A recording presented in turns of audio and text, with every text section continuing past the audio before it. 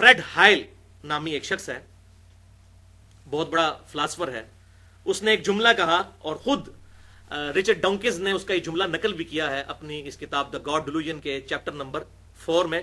और chapter number 4 में उसने मेन बाब ही यही बांधा है, द अल्टीमेट बोइंग 747। तो कहता है जो तुम कह रहे हो बोइंग 747 खुद ब खुद बन गए, तो सबसे बड़ा बोइंग 747 तो खुद गॉड है, वो कैसे खुद ब खुद बन गया फिर? तो वो बात मैं इंशाल्लाह डिस्कस करता हूं, ये आखिरी वसवसा था उसका। तो बहरहाल फ्रेड हाइल का जो जुमला है गोल्डन कोट, जबरदस्त, ये मैं लफ्ज ब लफ्ज पढ़ के सुनाता हूं जो द गॉड डिल्यूजन में भी उसने नकल किया। Probability of life originating on earth is no greater than the chance date a hurricane sweeping through a scrap yard would have the luck to assemble A Boeing 747।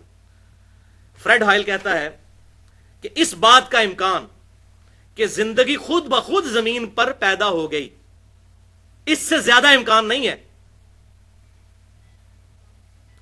कि कोई हवाई तूफान चले और वो कूड़े के ढेर से चीजें जमा करके तो एक 747 बोइंग तैयार करते।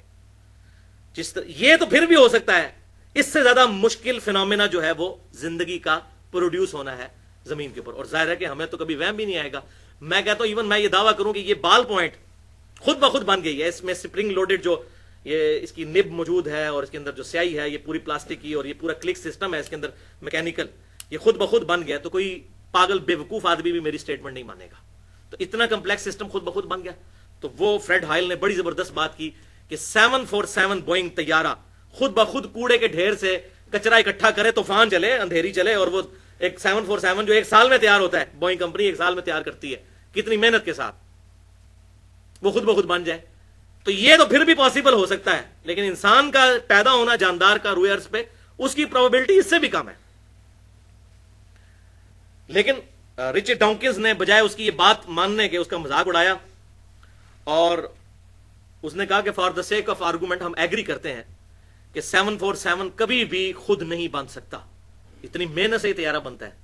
तो फिर उसने आगे से वो शैतानत वाला सवाल किया। उसने कहा सबसे बड़ा बोइंग 747 तो खुद गॉड है। ये जिंदगी इतनी कॉम्प्लेक्स है कि बगैर किसी के बनाए ना अंडा बन सकता है ना कोई जिंदा जानदार। ये इतनी पेचीदा और कॉम्प्लेक्स जिंदगी है, ये बगैर किसी के बनाए नहीं बन सकती। तो इसको बनाने वाला तो इससे भी ज्यादा कॉम्प्लेक्स होगा। For the sake of argument बात बड़ी जबरदस्त है। इसको बनाने वाला तो इससे भी ज्यादा कॉम्प्लेक्स होगा। वो खुद ब खुद अगर बन सकता है तो ये जिंदगी भी खुद ब खुद बन सकती है। तो हम कहते हैं कि for the sake of argument हम भी एग्री करते हैं कि हम जिस क्रिएटर की बात कर रहे हैं, बिल फर्ज उसको भी किसी ने बनाया है, किसी ऐसे क्रिएटर ने जो उससे बड़ा अल्टीमेट बोइंग 747 है। तो फिर जिसने इस क्रिएटर को बनाया उसको भी फिर किसी ने बनाया होगा, और जिसने उसको बनाया उसको भी किसी ने बनाया होगा। तो ये एक फिक्टोरियल प्रॉब्लम शुरू हो जाएगा इन्फिनिट तक, कि उसके बनाने वाले को भी किसी ने बनाया, उसके बनाने वाले को भी किसी ने बनाया। तो इसका तो एंड ही कोई नहीं होगा। जबकि दूसरे एंड पे रियलिटी है कि हम सब मौजूद हैं, ये थ्योरी नहीं है, हम सब मौजूद हैं, हमारा क्रिएटर है। अच्छा, हमारे क्रिएटर का भी कोई क्रिएटर, उसका भी कोई क्रिएटर, उसका भी कोई क्रिएटर, तो ये बात कहीं रुकेगी नहीं। मैथमेटिकली ये रॉन्ग स्टेटमेंट और इलॉजिकल एक फंक्शन बन जाएगा, सवाए इसके कि यह बात मान ली जाए कि कोई एक क्रिएटर ऐसा है कि जिससे पहले कोई क्रिएटर नहीं था, वो था हमेशा से, और उससे ये सारी की सारी चीजें ओरिजिनेट हुई। तभी तो ये इक्वेशन मुकम्मल होगी कि हमारे बनाने वाले को किसी ने बनाया, उसको किसी ने बनाया, उसी ने किसी, तो अल्टीमेटली किसी एक क्रिएटर तक हम पहुंचेंगे कि जिसे किसी ने ना बनाया हो, तभी ये इक्वेशन मुकम्मल होगी। तो भाई वही तो है लम यलिद वलम यूलद, जो किसी से जना नहीं गया, लम यलिद वलम यूलद। और कुर्बान जाऊं आप सल्लल्लाहु अलैहि वसल्लम के, बुखारी और मुस्लिम की मुत्तफकुन अलैहि हदीस है, आप सल्लल्लाहु अलैहि वसल्लम ने इरशाद फरमाया कि एक जमाना आएगा कि लोग आपस में यहां तक सवाल करेंगे कि ये कायनात अगर अल्लाह ने बनाई है तो अल्लाह को किसने बनाया है। तो रिचर्ड डॉकिंस की किताब पढ़ के तो मुझे वो यकीन आया कि वाकई आप सल्लल्लाहु अलैहि वसल्लम ने सच फरमाया था। और एक और हदीस बुखारी और मुस्लिम की है, उसमें आया कि शैतान आता है इंसान के पास, वो कहता है ये चीज किसने बनाई, ये किसने बनाई। अल्टीमेटली पूछता है अल्लाह को किसने बनाया। जब ये कहे तो तुम कहो आऊज़ु बिल्लाहि मिनश शैतानिर रजीम, और अल्लाह की पनाह हासिल कर लो। लेकिन इसका एक तुरुक सही सनद के साथ سنن ابی داؤد میں انٹرنیشنل نمبرنگ کے مطابق 4723 اور سنن نسائی الکبریٰ میں 10497 نمبر حدیث ہے. بہترین یہی حدیث ہے کہ شیطان آ کے سوال کرتا ہے تو اس میں آپ صلی اللہ علیہ وسلم نے فرمایا کہ تم کہو فقولوا اللہ احد اللہ الصمد لم یلد ولم یولد ولم یکن لہ کفوا احد. تم کہو کہ اس نے بنایا ہے مجھے جو اکیلا ہے, اس کا کوئی ثانی نہیں ہے, بے نیاز ہے, نہ اس نے کسی کو جنا نہ وہ خود کسی سے جنا گیا, اور اس کی برابری کا اس کی ٹکر کا کوئی نہیں ہے. یہ سورۃ الاخلاص جو ٹچ سٹون آف تھیولوجی ہے, توحید کا سمجھ لیں کسوٹی, جو یہ گولڈ سمتھ سنیاروں کے پاس کسوٹی ہوتی ہے نا, ٹچ سٹون آف تھیولوجی سورہ اخلاص ہے. تو تم یہ سورہ اخلاص پڑھ دیا کرو. اور ایک اور حدیث بخاری اور مسلم کی ہے جس میں آپ صلی اللہ علیہ وسلم نے ارشاد فرمایا کہ جب شیطان یہ وسوسہ دلائے تو کہا کرو آمنت باللہ ورسولہ, میں ایمان لایا اللہ پر اور اس کے رسولوں پر.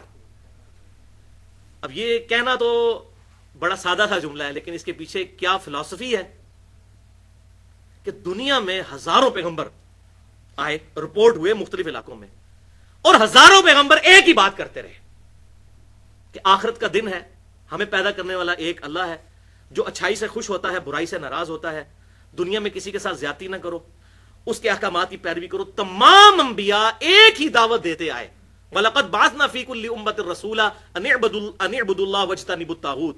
ہم نے ہر قوم میں کوئی نہ کوئی پیغمبر بھیجا ایک ہی دعوت کے ساتھ کہ اللہ کی عبادت کرو اور اجتناب کرو طاغوت سے. ہزاروں پیغمبر ایک ہی بات کرتے آئے. بھائیو یہ اتنا بڑا اتفاق کیسے ہو سکتا ہے کہ ہزاروں پیغمبر ایک ہی بات کریں؟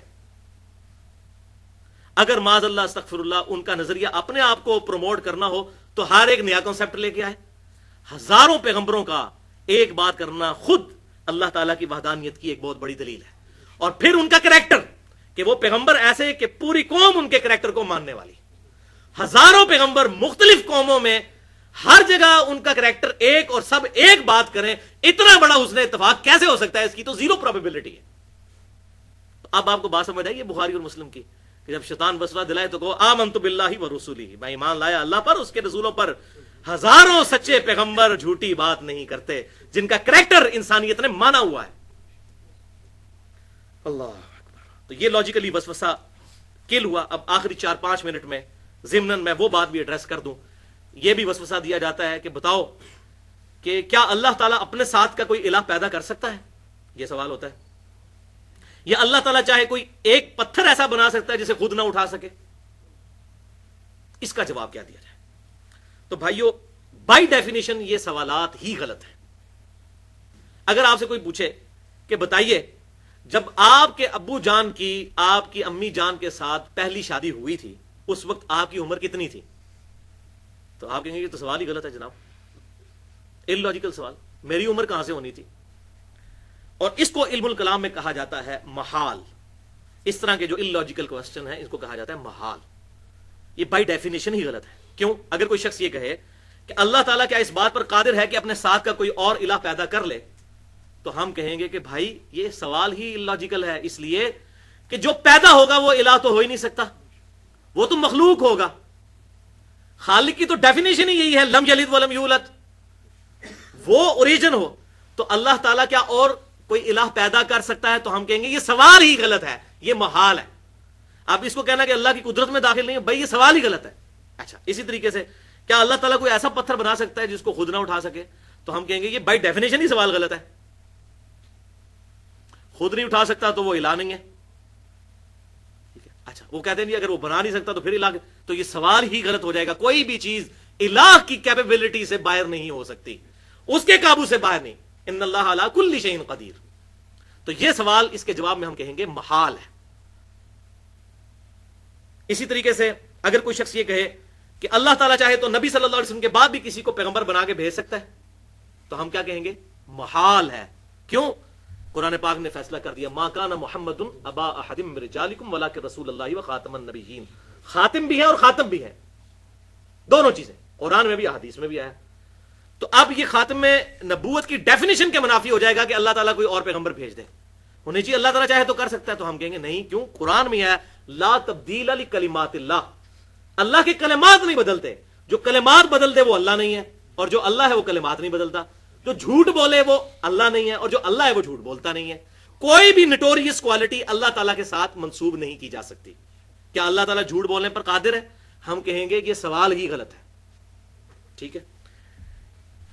اسی طریقے سے کیا اللہ تعالیٰ چاہے تو موسیٰ علیہ السلام کو دوزخ میں اور فرعون کو جنت میں بھیج دے؟ تو ہم کہیں گے محال ہے. تو یہ ہوگی محال کی ٹرم. اور دوسری ٹرم ہے مقدور. اس کے اپوزٹ مقدور ہے جو اللہ تبارک و تعالیٰ کی قدرت میں چیزیں داخل ہیں چاہے اس نے نہ کی ہوں. مثلا اگر کوئی شخص کہے کیا اللہ تعالیٰ ایسی سیڑھی بنا سکتا ہے جس سے ہم آسمان پہ چڑھ جائیں؟ تو ہم کہیں گے ہاں بنا سکتا ہے. اگرچہ اس نے بنائی نہیں ہے لیکن اللہ تعالیٰ اس بات پر قادر ہے. اللہ تعالیٰ چاہے تو آگ کو ٹھنڈا کر سکتا ہے، بالکل کر سکتا ہے. عموماً نہیں ہوتی لیکن جب چاہے کر سکتا ہے. ابراہیم علیہ السلام کے لیے کی. تو فزیکل فینومینا آف نیچر جتنے ہیں وہ اللہ تعالیٰ کی مخلوقات ہیں. جب چاہے اللہ تعالیٰ ان کو توڑ سکتا ہے جس وقت چاہے. ہمیں نیند سے بے نیاز کر سکتا ہے، بالکل کر سکتا ہے. جنت میں کرے گا، وہاں نیند نہیں ہے، جنت میں رات نہیں ہے. پیشاب سے بھی بے نیاز کر دے گا. صحیح مسلم میں حدیث ہے خوشبودار ڈکار آئے گی سارا کھانا ہضم، پیشاب کی ضرورت ہی کوئی نہیں. تو یہ سارے فزیکل فینومینا آف نیچر اللہ تعالیٰ ان فینومیناز کا پابند نہیں ہے. اللہ تعالیٰ جب چاہے ان کو توڑ سکتا ہے. یہ تمام چیزیں مقدور ہیں. تو محال اور مقدور کا فرق سمجھ آ گیا. میرے خیال ہے اتنا ہی کافی ہے. باقی جتنی چیزیں ہیں وہ ساری باتیں ایڈریس کی جائیں تو گھنٹوں چاہیے. اللہ تعالیٰ سے دعا ہے جو حق بات میں نے کہی اللہ تعالیٰ ہمارے دلوں میں راسخ فرمائے. اگر جذبات میں میرے منہ سے کوئی غلط بات نکل گئی تو اللہ تعالیٰ ہمارے دلوں سے محو کر دے. ہمیں کتاب و سنت کی تعلیمات پر عمل کر کے دوسرے بھائیوں تک پہنچانے کی توفیق عطا فرمائے. سبحانک اللہم و بحمدک اشہد ان لا الہ الا انت استغفرک و اتوب الیک وما علینا الا البلاغ المبین.